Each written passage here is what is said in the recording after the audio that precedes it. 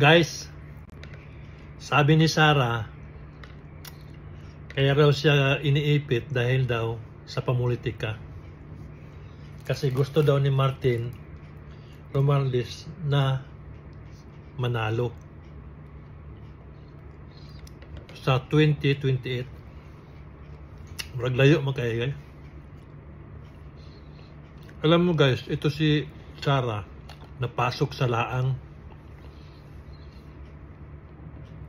Nalala ko noong budget niya sa year 2023, mismo si Sandro Marcos ang nag-approve kaagad sa kanyang budget.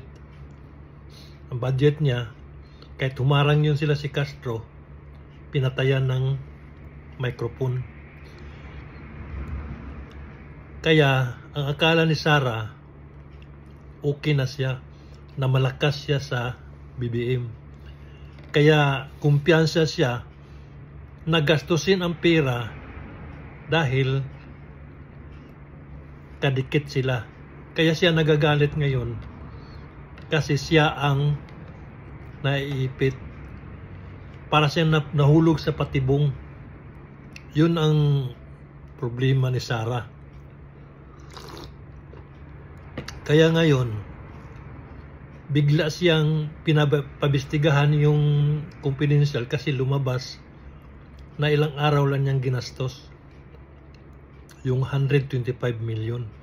Kasi nung humingi kasi siya doon sa Senado ng budget, tinanong siya ni Montiveros. Yun ang nag-ugat magsimula na magbistiga sa kanya. Kaya ngayon marami na lang siyang palusot na pamulitika ni Romualdez. Pero yun ang dahilan. Hanggang yun, kasi hindi niya nasagot doon. Yun na pumasok ang mga quadcom. Nagsimula sila sa drug war ni Duterte. Ayan, pumasok na lahat yan. Kaya kung wise si Sarah, mas nawaisan siya sa mga taga-Ilocos o taga-Liti.